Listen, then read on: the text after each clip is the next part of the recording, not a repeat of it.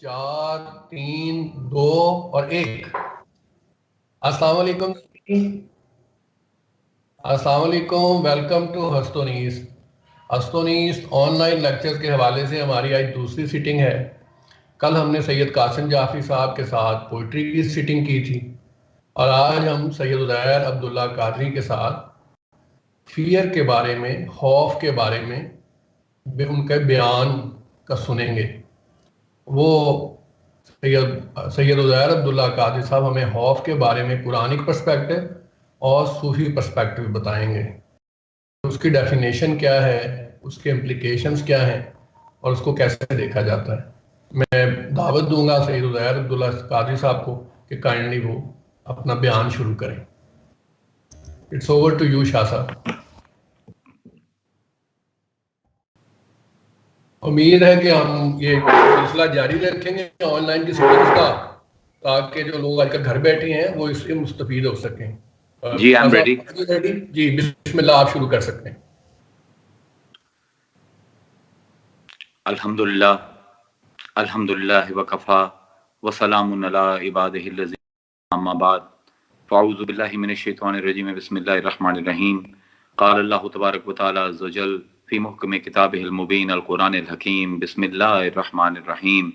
अला इन्न औलिया अल्लाहि ला खौफुन अलैहिम वला हुम यहज़नून अल्लज़ीना आमनू व कानू यत्तकून लहुमुल बुश्रा फिल हयातिद दुनिया वल आखिरा ला तब्दीला लिकलिमातिल्लाह ज़ालिका हुवल फौज़ुल अज़ीम। सदक़ल्लाहुल अज़ीम व सदक़ रसूलुहुन नबियुल करीम व नहनु अला ज़ालिका लमिनश शाहिदीन व शाकिरीन वल्हम्दुलिल्लाहि रब्बिल आलमीन। सलाम बहादुर खैरुल अनाम।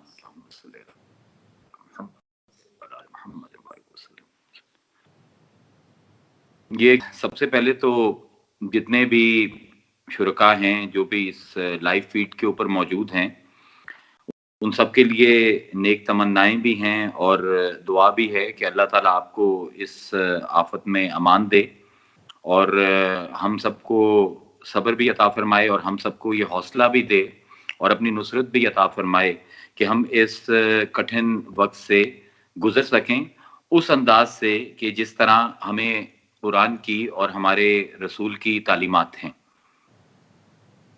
तो आजकल जो एक कॉमन सबका एक हाल है वो खौफ का है। कोरोना वायरस की वजह से हमारे जिंदगियां भी एकदम इतनी बदली हैं कि हस्तोनीस में बैठकर लेक्चर दिया करता था लाइव ऑडियंस के सामने, और आज हम जो हैं वो स्ट्रीम कर रहा हूं मैं अपने ड्राइंग रूम से, क्योंकि सोशल डिस्टेंसिंग का माहौल पैदा हो गया है।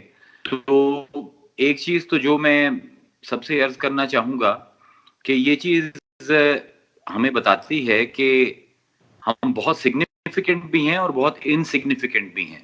हमारी जिंदगी जिसके लिए हम इतनी तगोदौ करते हैं और अब समझते हैं कि we are always in control, everything can be taken away from us in a matter of moments. मतलब आज से 1 महीना पहले कोई भी नहीं सोच सकता होगा कि लाहौर में इतना सन्नाटा होगा और इतनी एक दहशत और खौफ का आलम तारी होगा जहां पर एक आदमी दूसरे से बच रहा होगा। तो ये हमारे लिए एक बहुत बड़ा रिमाइंडर है कि हम जितने पावरफुल हैं उतने हम वीक भी हैं।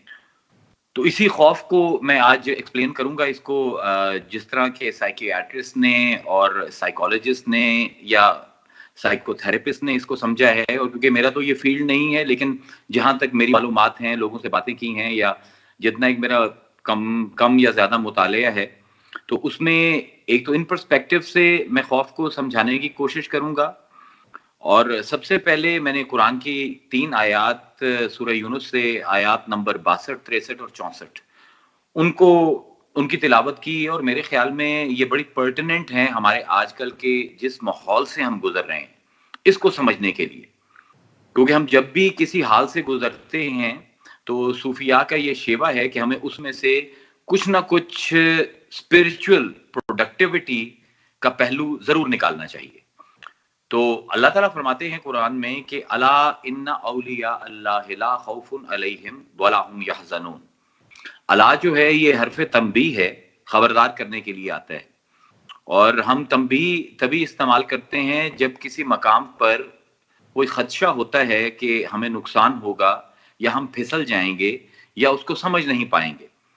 अब जिस तरह आप लोग पहाड़ी इलाकों में अगर सफर करें तो जहां पर भी वो शार्प बैंड्स आते हैं तो पहले एक तंबीह आती है, अटेंशन, शार्प कर्व्स अहेड, कि now you should be mindful. तो अल्लाह ताला इस आयत को, इसकी खसूसियत इस आयत की ये है कि इसमें 4 दफा अल्लाह ताला ने तंबीह फरमाई है, जो कि आपको कुरान में it's a very rare thing कि किसी भी कॉन्सेप्ट या किसी भी बात को करने के लिए अल्लाह ताला 4 तंबीहात या 4 अटेंशंस या 4 दफा हमें खबरदार करे। सो बेसिकली अल्लाह हमें ये बताना चाह रहा है कि this is very important what I am telling you. और किताबों के हवाले से जितने भी लोग किताबों का मुतालिया करते हैं वो जानते हैं कि किताबों में एक कमी पाई जाती है कि उनमें लहजे नहीं होते।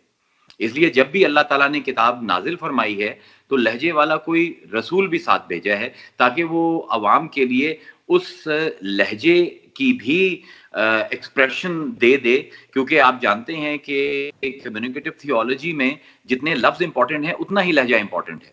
अब अल्लाह फरमा रहे अला, तो हम इसको तर्जमा करते हैं खबरदार। तो मैं इसको थोड़ा सा बदल रहा हूं लहजा अपना, कि अल्लाह फरमा रहे अला, सुनते हो, बात समझ आ रही है। अब इसमें मतलब जोर आ रहा है, इसको कहते हैं ताकीद देना, ताकीद करना, कि किसी चीज की इंपॉर्टेंस को सामने रखने के लिए हरफ तंबीह का इस्तेमाल किया है, अला। और फिर फरमाया इन्ना, इन्ना जो है ये भी हरफ तंबीह है और इसका अपना फंक्शन है, ये शक को दूर करने के लिए आता है कि अल्लाह फरमा रहा है कि जो मैं बात करने जा रहा हूं इसको गौर से सुनो, और अगर कोई शक तुम्हारे दिल में इस बात के बारे में पाया जाता है तो उसको दूर कर लो। तो 2 अब ताकीदें आ गई, एक अला और एक इन्ना। और आगे फरमाया औलिया अल्लाह। अब ये औलिया अल्लाह कहने से ये जुमला इस्मिया हो गया, यानी वो जुमला जिसमें किसी का नाम लिया जाए। और जब जुमले में किसी का नाम लिया जाता है तो ये भी ताकीद की एक किस्म है। तो 3 ताकीदें हो गई, अला, इन्ना, औलिया अल्लाह, ये 3 ताकीदें हो गई। और चौथी ताकीद आई ला खौफुन अलैहिम वला हुम यहज़नून। अब ये ला और ला की तकरार, यानी ला खौफुन अलैहिम वला हुम यहज़नून, ये ला और ला की जो तकरार होती है ये भी ताकीद के लिए होती है। तो 4 ताकीदें इस छोटी सी आयत में अल्लाह ताला फरमा रहा है। और क्या रहा है, अला, खबरदार हो जाओ, इन्ना, तमाम शकूक दूर कर लो, औलिया अल्लाह, जो हमारे दोस्त हैं, ला खौफुन अलैहिम, उन पर कोई खौफ तारी नहीं होता, वला हुम यहज़नून, और ना ही वो कभी गमज़दा होंगे। अब जब खौफ की बात होती है तो सूफियाए कराम कहते हैं कि खौफ हमेशा मुस्तकबिल के बारे में होता है, और हुज़न यानी ग्रीफ ये हमेशा जो पास्ट अकरेंस है उसके ऊपर होता है। जाहिर है I will be grieved about something that has happened in the past and I will be fearful about something that is about to happen in the future. तो अल्लाह फरमा रहा है कि मेरे जो दोस्त हैं वो फ्यूचर और पास्ट यानी दोनों से एक तरह के डिस्कनेक्शन में है। उनकी जो प्रेजेंट स्टेट है वो ऐसी है कि ला खौफुन अलैहिम वला हुम यहज़नून। और फिर सूफिया कहते हैं कि खौफ अक्सर इंसान को अपनी जात का होता है और हुज़न अपने यारों की जात का होता है। तो वो कहते हैं कि यहाँ पे अल्लाह फरमा रहा है कि हमने इनको इस तरह का हाल दे दिया है कि ना अपने बारे में इनको कोई एंजाइटी है, ना जो इनके इर्द गिर्द के लोग हैं उनके बारे में ये एंग्शियस हैं। तो अब ये आ रहा है अला इन्ना औलिया अल्लाह ला खौफुन अलैहिम वला हुम यहज़नून।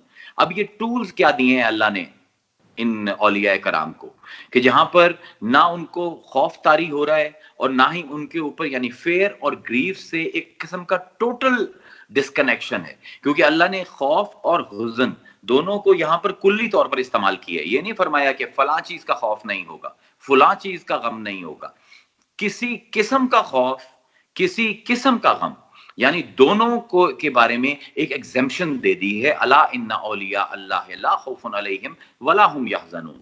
अब क्या है इनके पास, अल्लज़ीना आमनू, ये वो लोग हैं जो मोमिन हैं, जो ईमान लाते हैं।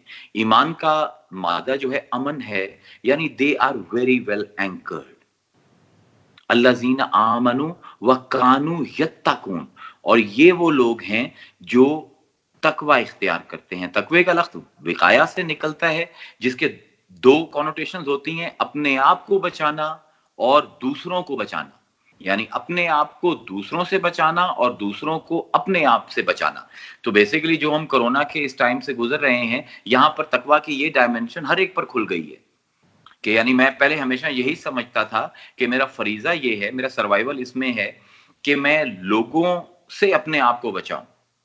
लेकिन अब मुझे ये अंदाजा हो रहा है कि लोगों को अपने अपने आप को लोगों से बचाना जितना इंपॉर्टेंट है, उतना ही लोगों को अपने आप से बचाना है। यानी तकवे की दूसरी डायमेंशन जो है वो इस वक्त हम क्योंकि सब इस हाल से गुजर रहे हैं, तो it will be very easy for everyone to understand, क्योंकि ये हमारा जो टाइम गुजर रहा है, it's a time of immense responsibility where I am not only going to safeguard myself against others, but I am responsible to safeguard others from myself. यानी लोगों के शर से अपने आप को बचाना है और अपने शर से लोगों को बचाना है।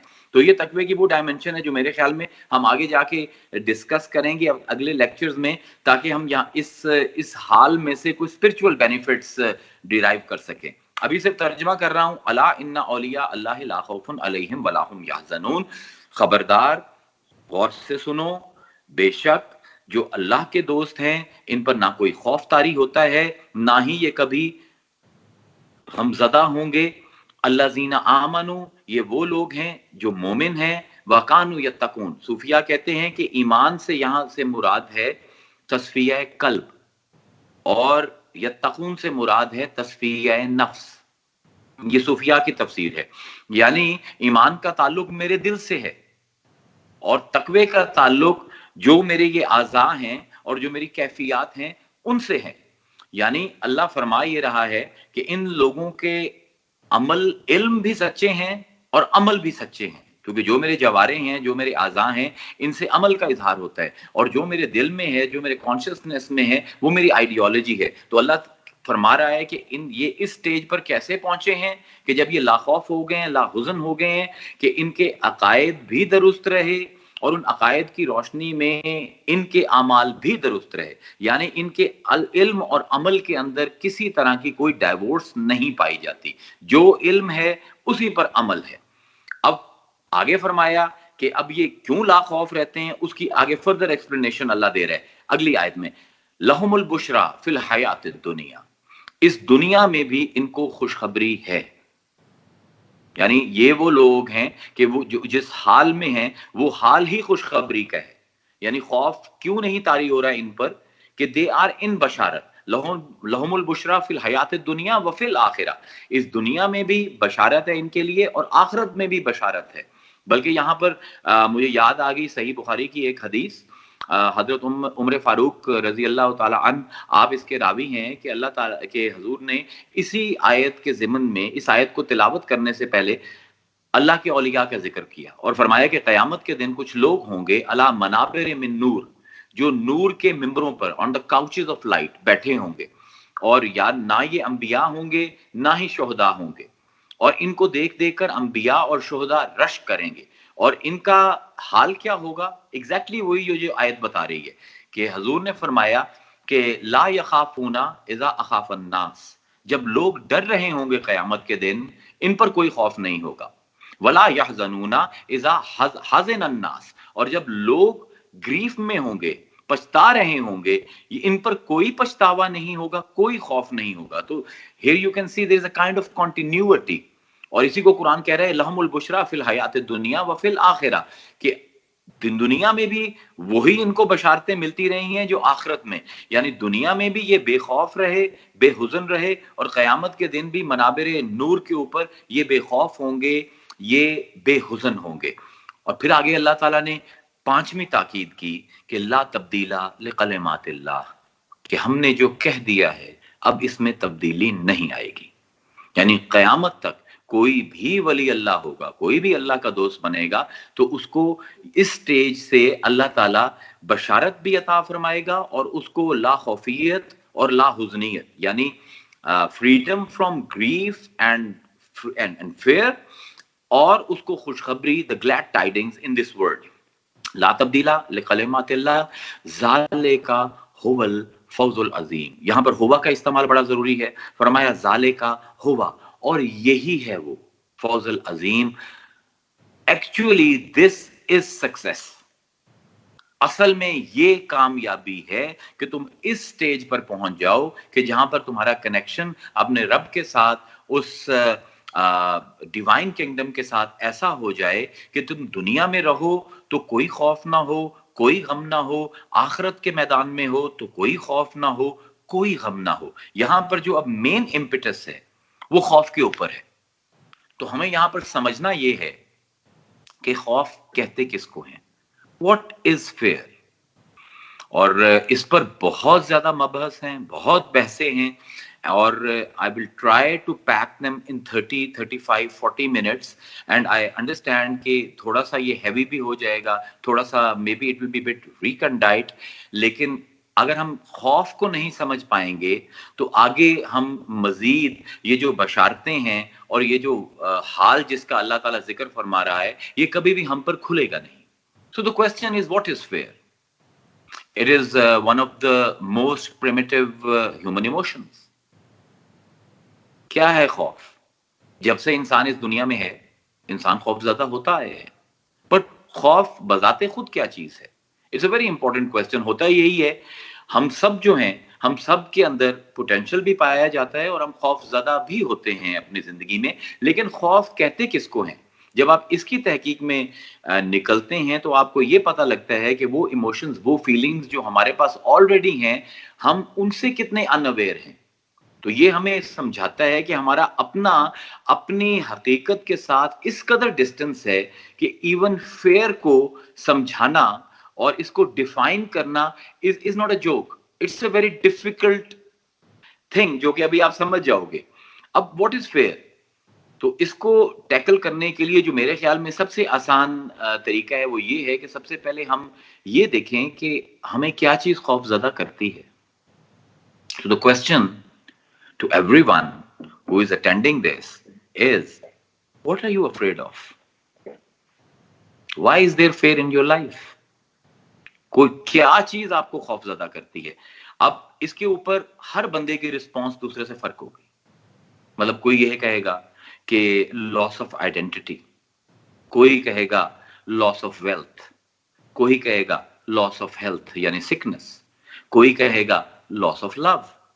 Somebody might say that loss of salary, loss of job, a feeling of loneliness, a loss of company, a loss of a relationship. तो जितने भी जवाब आएंगे उनमें आपको एक कॉमनैलिटी नजर आएगी कि खौफ का कुछ ना कुछ ताल्लुक लॉस के साथ है।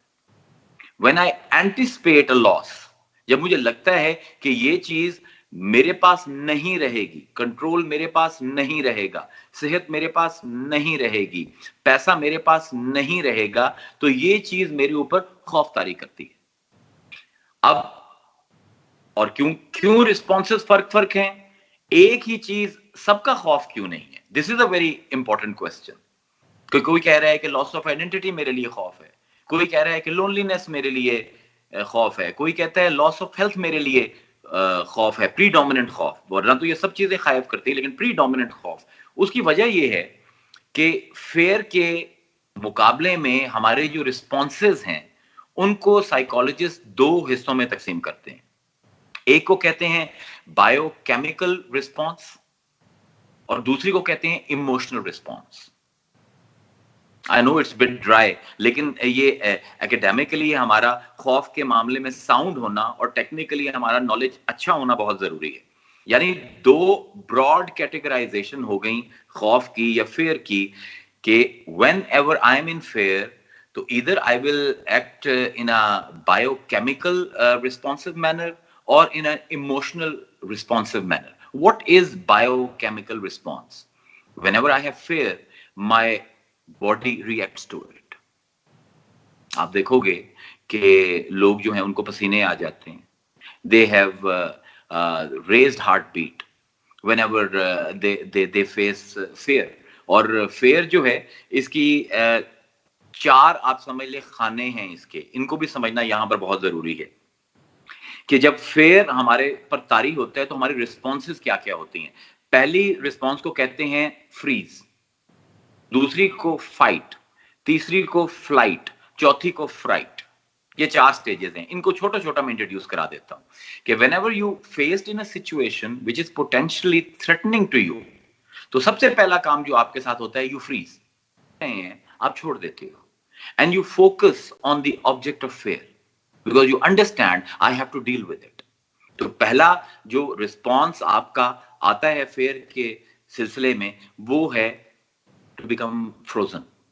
सब काम छोड़कर उस ऑब्जेक्ट ऑफ फेयर के ऊपर आप कंसंट्रेट करना शुरू कर देते हो, और उसके बाद फैसला करना है आपने कि क्या मैंने इस फेयर को डील करना है या इस फेयर से भागना है। अगर डील करना है तो उसका नाम है फाइट, अगर फैसला है कि भागना है तो उसका नाम है flight. We all do it all the time. और फिर एक चौथी स्टेज होती है कि if the fear becomes too overwhelming for me, I don't take any action, I don't want to fight, I don't want to escape it. और ये वो स्टेज है जिसको साइकोलॉजिस्ट फ्राइट कहते हैं।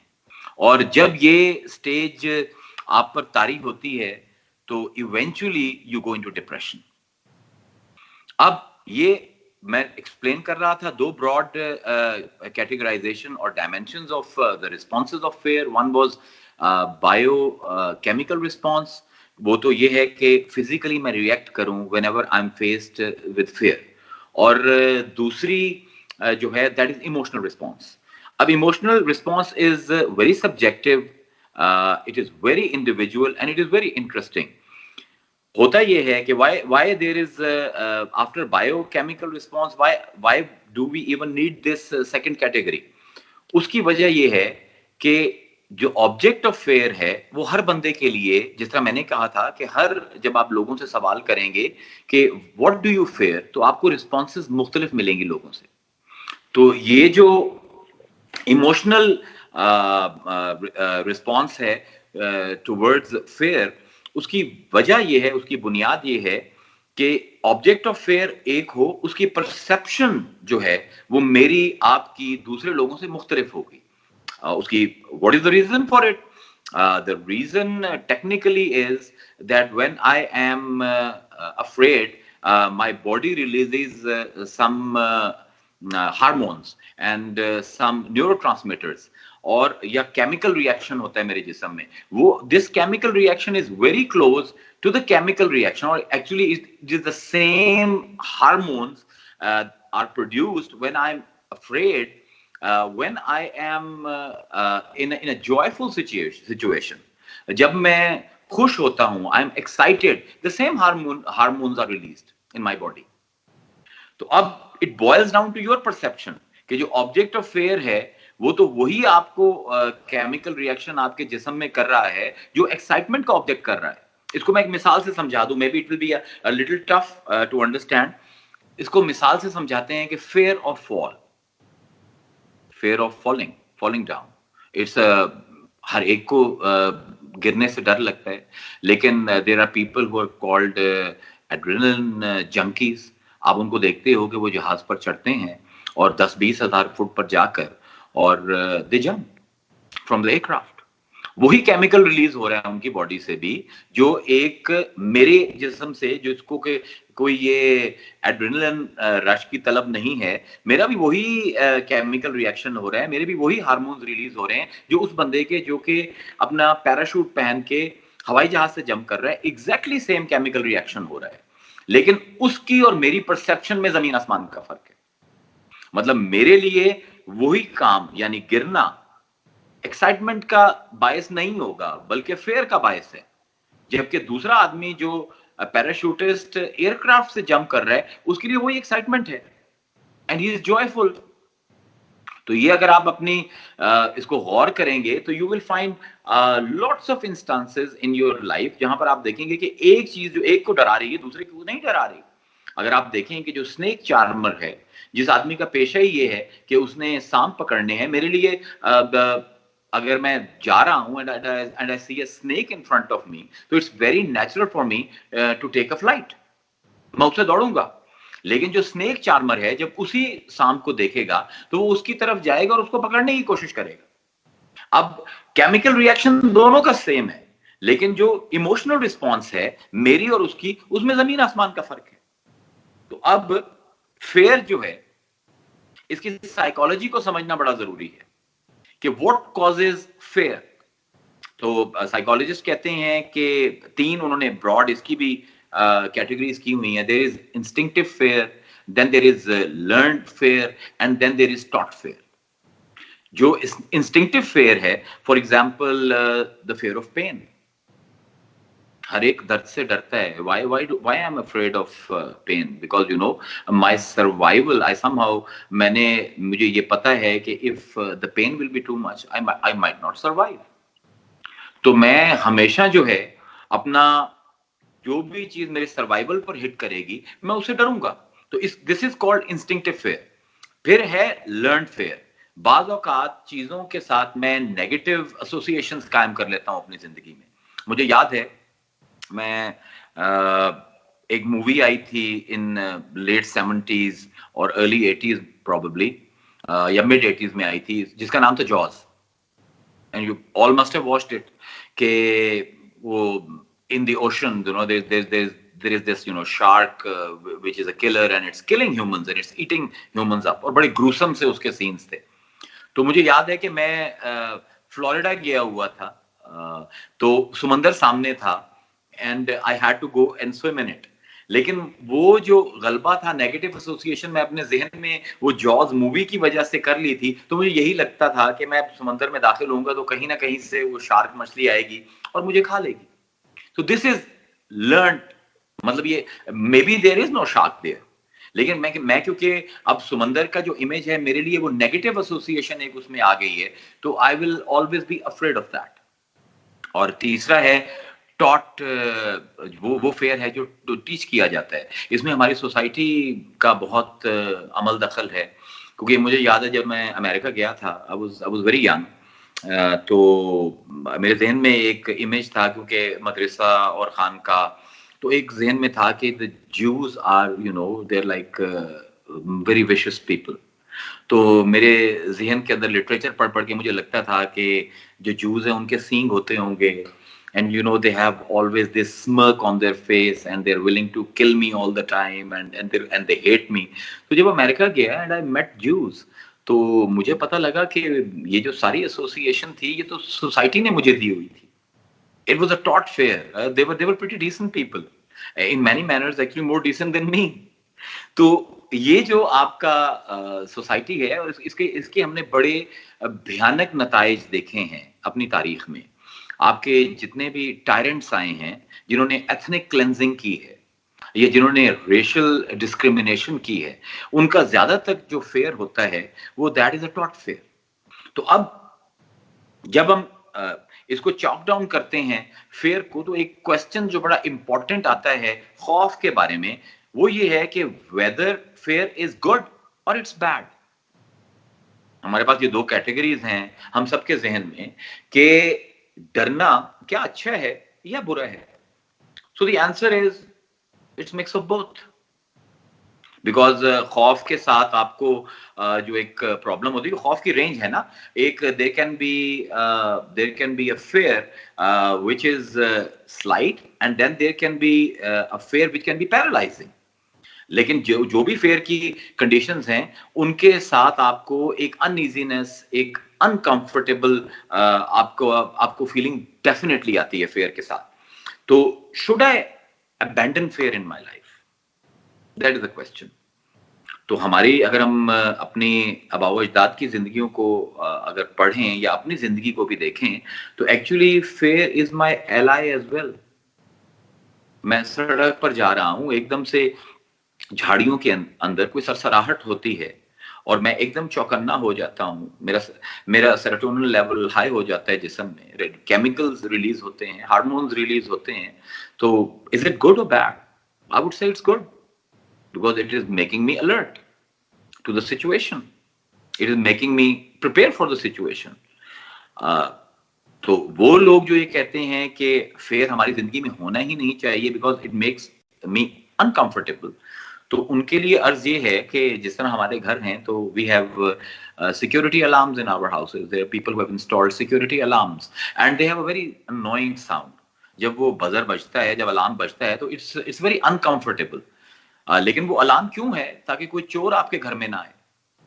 अब because you find that sound annoying and uncomfortable, would you switch that alarm off and let the thief walk in? तो fair की अपनी एक पूरी जगह है आपकी जिंदगी में, इसके पॉजिटिव कॉनोटेशंस भी हैं और नेगेटिव भी हैं। तो अब इसके ऊपर बड़ी बहसें हो सकती हैं, बड़ी लंबी चौड़ी, लेकिन पता नहीं कितना टाइम हो गया, क्योंकि ये रिकॉर्डिंग हो रही है, या इट्स बीन 30 मिनट्स, तो अभी तो I am not even close to what I wanted to say to you. बहरहाल, तो I will wrap it up bit quickly. तो खौफ जो है, whether it's good, whether it's bad, so it has its good and it has its bad in both ways।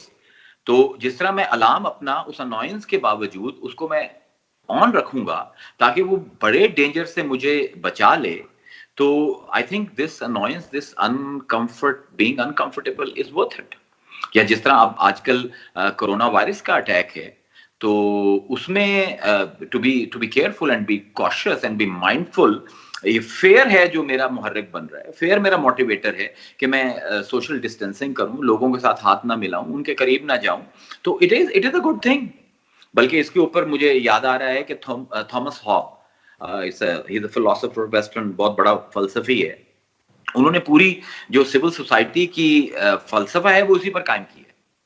उनका premise ये है कि द ह्यूमन एग्जिस्टेंस, मतलब the state of human existence is somehow, जो उनके लफ्जों में है, I will not like to describe it, लेकिन अब वो याद आ गया ज़हन में तो मैंने कहा आपसे शेयर कर जाऊं, कि वो कहते हैं कि the state of human existence is short, it's solitary, it's insecure and it's brutish। और वो कहते हैं कि in the world everyone is fighting everyone else, so everyone is afraid of each other and everybody is trying, मतलब हर कोशिश कर रहा है कि मैं दूसरे को खा जाऊं।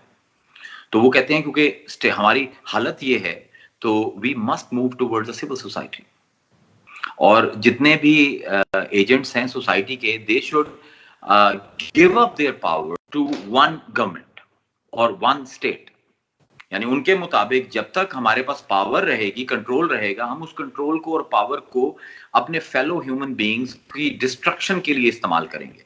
तो इसलिए बेहतर ये है कि हम एक स्टेट बनाएं और अपनी तमाम पावर जो हैं उस स्टेट को दे दें, खुद पावरलेस हो जाएं, ताकि हम एक दूसरे को नुकसान देने से बाज आए। So this is like a very interesting idea Thomas Hobbes ने जो प्रेजेंट किया, कि आप you give up control to some supreme authority, so you cannot damage others by that control.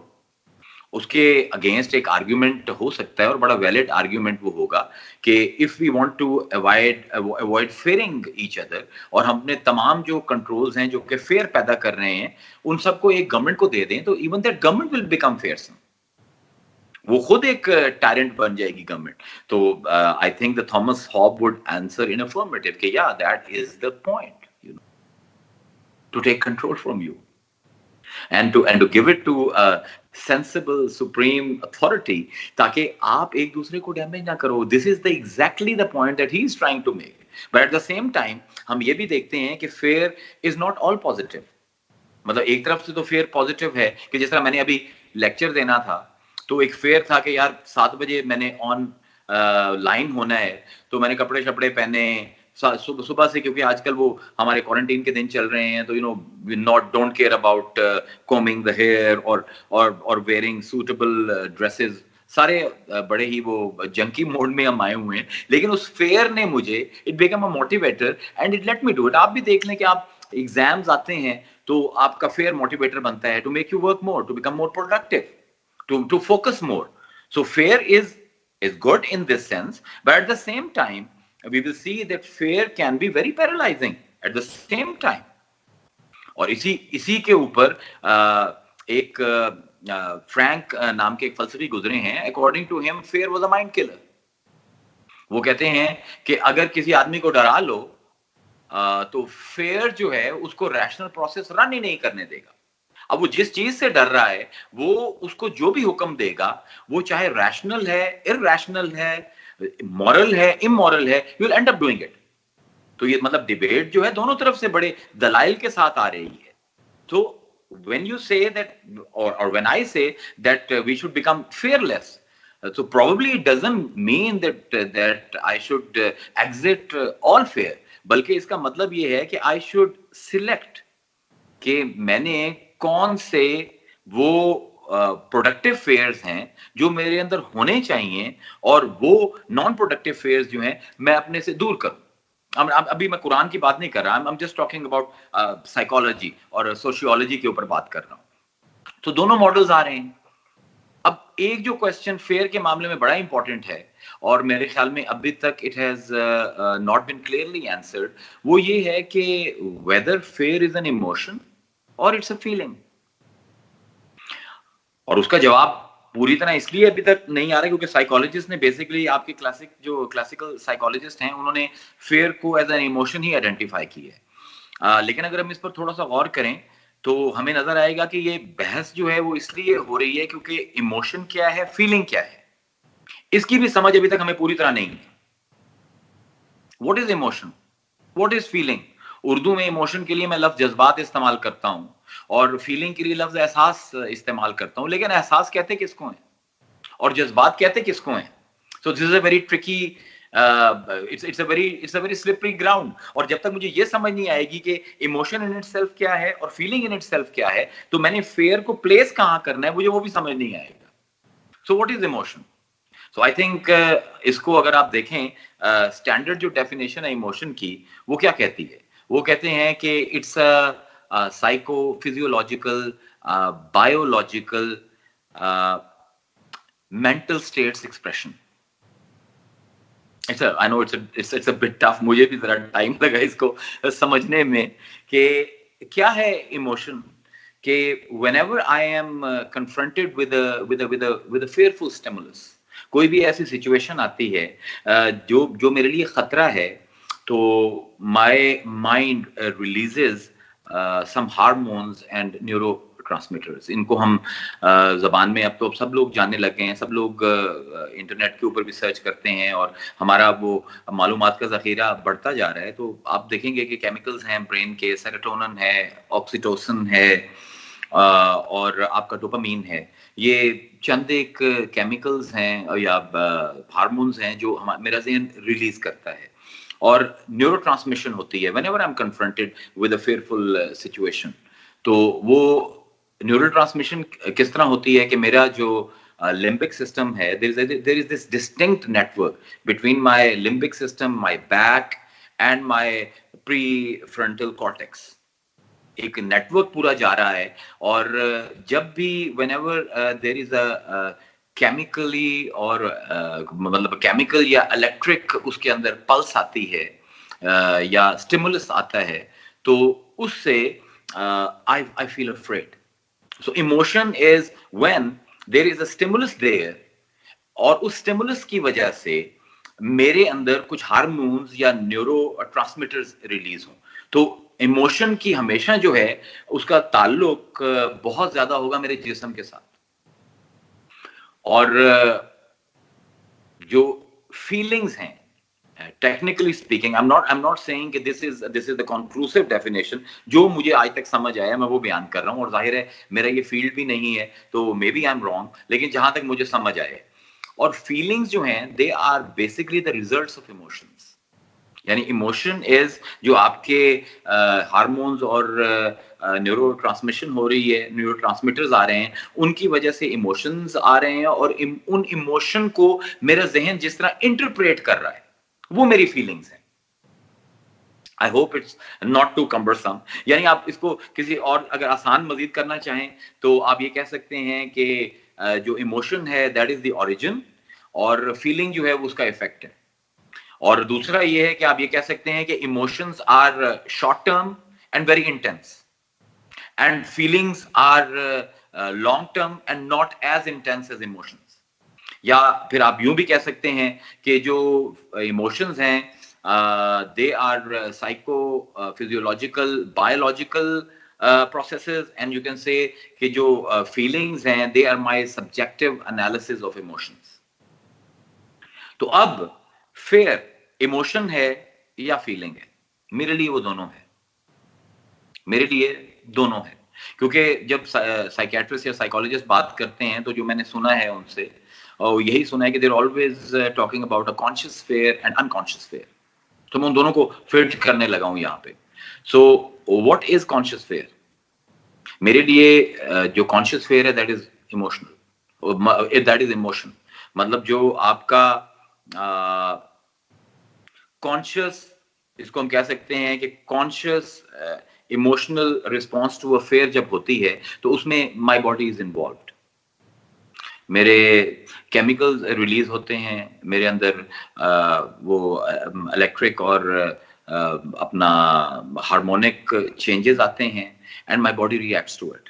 So for me that is you can say कि that is conscious emotion, as fair as a conscious emotion। और जब कोई stimulus नहीं भी होता और फिर भी क्योंकि मेरी बॉडी जो है वो परसेप्शन के ऊपर, क्योंकि फेयर की एक दो और डिवीजन जो है वो ये है कि फेयर कैन बी इधर मतलब फेयर कैन बी एंटिसिपेटरी, कि कोई स्टिमुलस नहीं है मेरे इर्द गिर्द लेकिन मेरी परसेप्शन ये है, मेरी फीलिंग ये है कि I am in a dire state. तो मेरा जहन वही हार्मोन्स, वही न्यूरोट्रांसमीटर्स रिलीज करेगा and I will go into the same kind of a panic that I will go.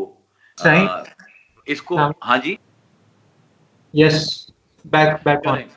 Sorry जी, we had a little interference, तो इसलिए अब वहीं से मैं कर रहा हूं कि तो इस तरह हम कह सकते हैं कि फेयर जो है वो इमोशन भी है और फीलिंग भी है। जब ये अनकॉन्शियस होगा तो फीलिंग हो जाएगा, जब कॉन्शियस होगा तो इमोशन हो जाएगा। मसलन उसकी एक मिसाल आप ले लें कि एक बंदे को एक फेयर है ऑफ अ हॉन्टेड हाउस। तो अब वो हॉन्टेड हाउस कोई देख तो नहीं रहा लेकिन उसके अनकॉन्शियस के अंदर वो हॉन्टेड हाउस का एक फेयर है। तो जब वो सोएगा तो उसको ख्वाब में वो हॉन्टेड हाउस नजर आएगा। तो हम ये कह सकते हैं कि fear as an emotion is very physical और इसको स्टिमुलस की जरूरत है और it has a very physical nature. ये हमारी बॉडी पर बहुत इम्पैक्ट करता है। और फेयर एज अ फीलिंग जो है वो जिस तरह हमारे होते हैं, आप ये कह सकते हो कि कभी कभी हम स्टटर कर जाते हैं या ख्वाब देखते हैं, तो वो हमारे अनकॉन्शियस में फेयर होता है। और जब फिर हमारे एक इसमें लूजिंग अटेंशन, ये भी उन लोगों के अंदर बड़ा कॉमन है कि जिनको अनकॉन्शियस फेयर्स होते हैं, they can not focus on one thing for. So basically अब ये फेयर को मेरे ख्याल में 42-43 मिनट हो गए हैं, तो इसको जरा थोड़ा सा मूव ऑन करते हैं। How we handle fear, that is very important. इसमें देखें, एक फेयर की वो भी किस्म है कि जब कोई आदमी किसी क्लैमिटी में से गुजरता है, जिस तरह हम गुजर रहे हैं, तो बाद में ये प्ले आउट करेगी हमारे लिए कि ट्रॉमा होता है हमें बहुत ज्यादा। जिस तरह आप टर्की की मिसाल ले लें, probably 1999 there was this massive earthquake in Turkey और उसमें I think 17,000 people were killed and 44,000 people got injured. तो बाकी जो सर्वाइवर थे, जब वो जल्जला खत्म हो गया और लोगों को रिहेबिलिटेशन गवर्नमेंट ने स्टार्ट की, तो उन लोगों को उनके घरों में जब घुसाने की कोशिश की गई तो उन्होंने रिफ्यूज कर दिया। दे वर सो ट्रॉमेटाइज्ड बिकॉज उन्हीं घरों के अंदर उन्होंने देखा था जल्जला आया है और लोग मरे हैं। तो for many months government had to set up camps in open air और वो लोग टेंटों में रहते रहे।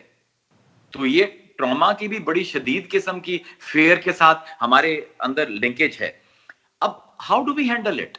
तो हमारी जो साइकोलॉजिस्ट हैं, इनकी दो बड़ी पावरफुल टेक्निक्स हैं। एक को कहते हैं सिस्टमैटिक डिसेंसिटाइजेशन, कि when you fair an object, आपको उसके साथ डिसेंसिटाइज किया जाता है by giving you exposure in a controlled environment.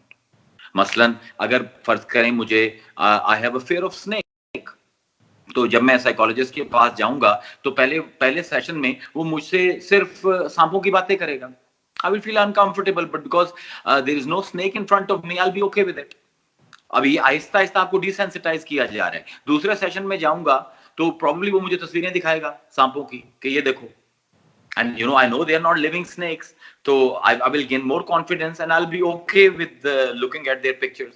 और जब मैं तीसरे सेशन में जाऊंगा तो वो टॉय स्नेक्स मेरे सामने, या रबर के बने हुए स्नेक्स जो आर्टिफिशियल, वो मेरे सामने रख देगा और कहेगा यार इनको हाथ में लो. Now I know because you know they are not living, तो मैं उनको हाथ में ले लूंगा. आहिस्ता आहिस्ता मेरा वो जो डर है वो कम होना शुरू हो जाएगा. और एक सेशन वो भी आएगा कि they will hand me over a living snake and I will be okay with that. तो इसको हम कहते हैं सिस्टमैटिक डिसेंसिटाइजेशन. यानी जिस चीज से आपको डर लग रहा है, खौफ महसूस हो रहा है, उस चीज के मामले में आपको एक्सपोजर देके डिसेंसिटाइज कर दिया जाए उसके बारे में. और दूसरा है, उसको फ्लडिंग टेक्निक कहते हैं. और फ्लडिंग टेक्निक क्या है कि a large quantity of feared objects are thrown onto you for a very very long time. Long exposure है इसका.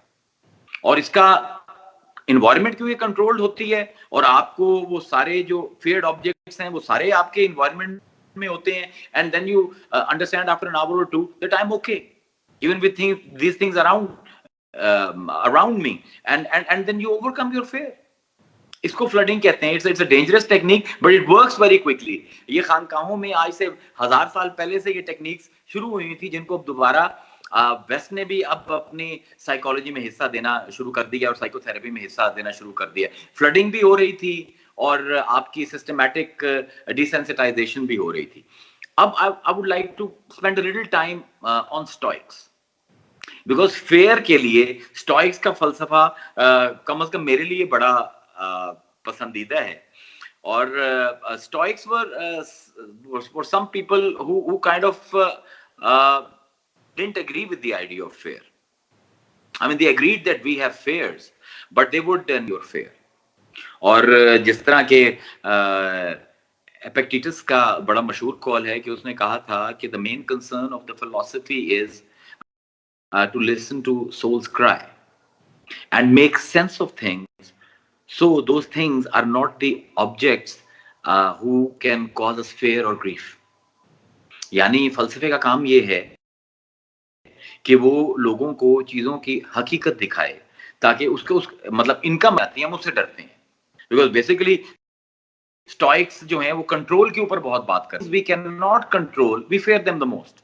तो वो कहते हैं कि फलसफे का मकसद ही ये है कि आपको चीजों की सेंस ज्यादा समझाई जाए ताकि वो जो आपको एक इशू है कि मेरा कंट्रोल नहीं है, वो इशू कम हो जाए.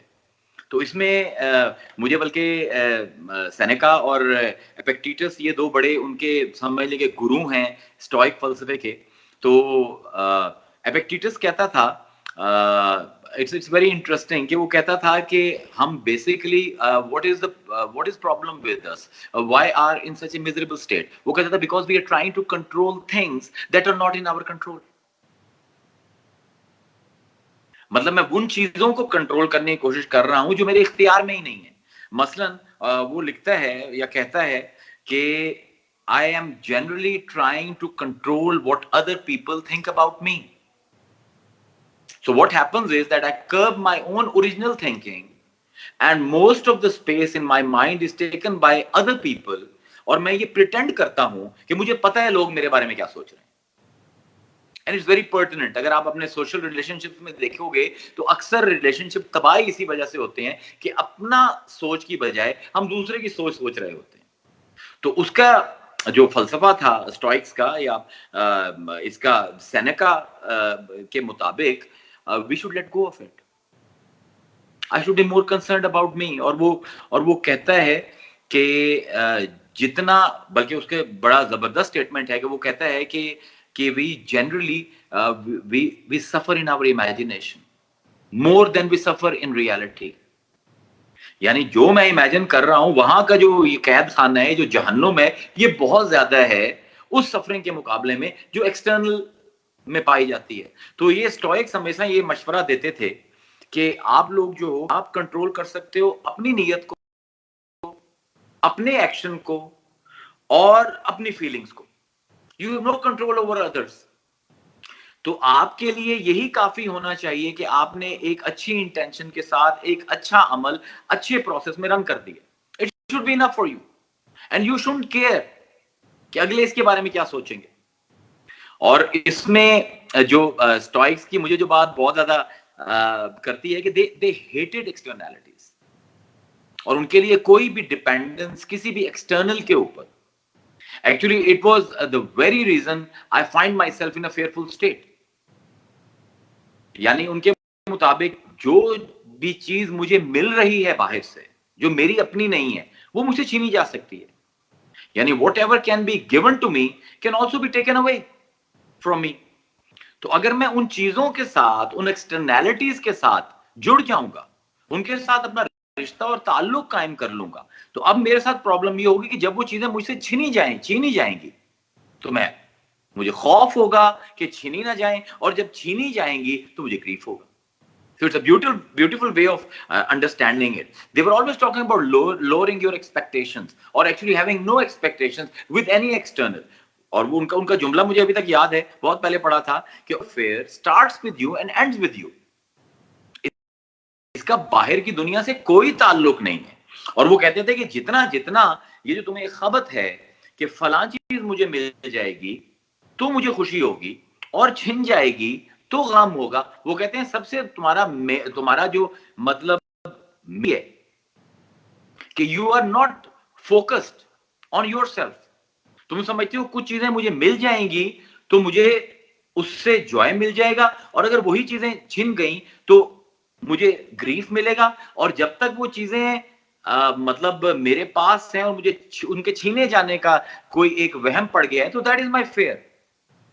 तो वो हमेशा ये कहते थे कि एक्सटर्नल के साथ अटैचमेंट मत करो, एक्सटर्नल को अपने अंदर जगह मत दो.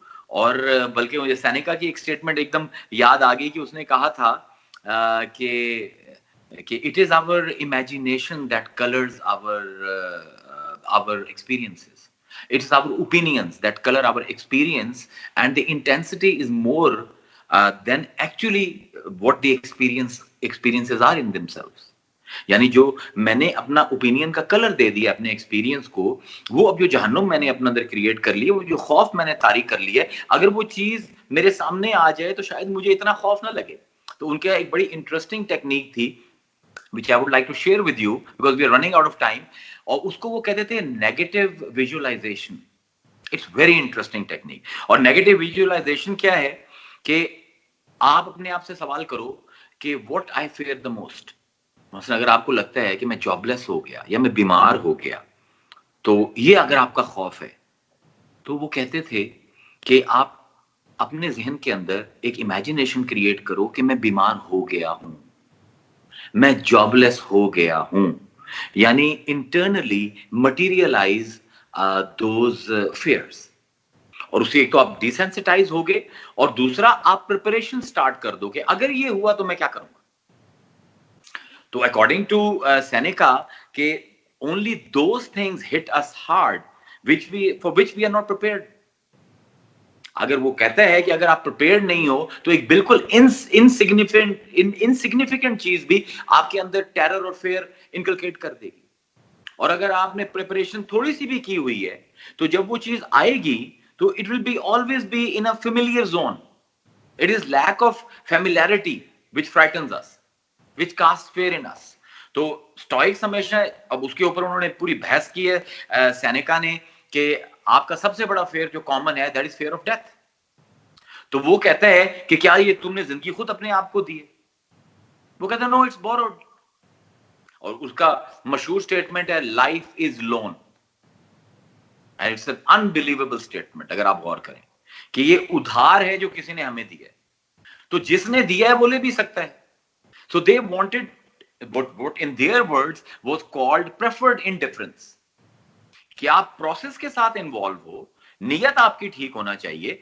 आपको ऑब्जेक्ट मिलता है या नहीं मिलता, अगर वो ऑब्जेक्ट आपको मिल जाए तब भी इंडिफरेंट हो आप, और ना मिले तब भी आप इंडिफरेंट हो. उसके ऊपर सेनेका ने एक मिसाल दी है कि एक मार्क्समैन है, एक आर्चर है, उसने एक टारगेट रखा है सामने, दरख्त पर एक बोर्ड लगाया है, और वो अपनी आर्चरी की स्किल भी उसकी पूरी है, और उसने पूरा जोर लगा के उसको एरो को बिल्कुल परफेक्टली लोड करके उसको खींचा है पीछे बो को, और अब उसने पूरा एम सही करके सांस रोक के स्टिल मोशन, बिल्कुल अपना मोशन स्टिल करके उसने तीर छोड़ा है, लेकिन हवा का एक झोंका है और उसने तीर को निशाने पर लगने नहीं दिया. तो वो कहता है कि अब तुम रोगे बैठ के?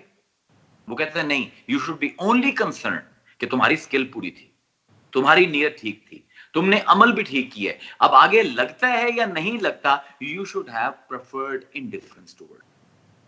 और वो कहते थे कि मौत भी जिसका हमें इतना ज्यादा फेयर है, ये भी किसी की अमानत है और उधार मिली हुई है, और जो चीज आपको मिलती है वो आपसे छीनी जा सकती है, और अगर छीनी जा सकती है तो जब छीनी जाए तो you should worry that much.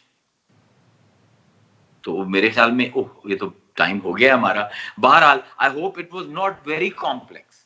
अब इसका आगे हम जो पार्ट करेंगे हम देखेंगे कि मैं I wanted to talk a bit about Sufism, लेकिन अब क्योंकि ऑलरेडी 56 मिनट हो गए हैं, I don't want to bore you guys, क्योंकि बिकॉज़ टेक्निकल सी बात चीजें थी और बात चीजें ऐसी भी थी जिन पर मैं मजीद इनपुट चाहूंगा जो साइकियाट्रिस्ट या साइकोलॉजिस्ट या साइकोथेरेपिस्ट इस प्रोग्राम को देख रहे हैं।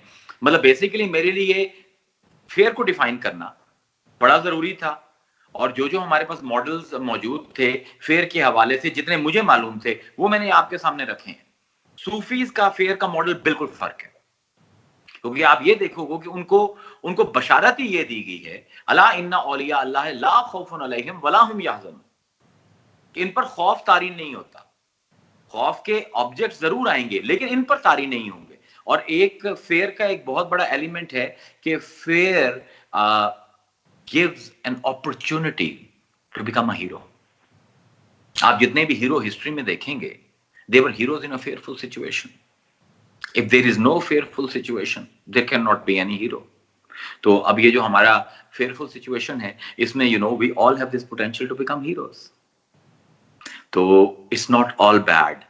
और secondly, इसको फेयर करने का इस कोरोना को इसलिए इतना नहीं बनता सेंस, उसकी देखें एक प्रॉब्लम साइकोलॉजी में डिस्कस की जाती है कि जिसको इंफॉर्मेशन बायस कहते हैं या अवेलेबिलिटी बायस कहते हैं। वो क्या है कि जब एक चीज मुझे साइकोलॉजिस्ट के मुताबिक जिस चीज को मैं रेडली अपनी अवेयरनेस में ला सकता हूँ ना, जो चीज मैं फौरन सोचूं और वो मेरे जहन में आ जाए, तो वो चीज कॉजेस फेयर इन मी।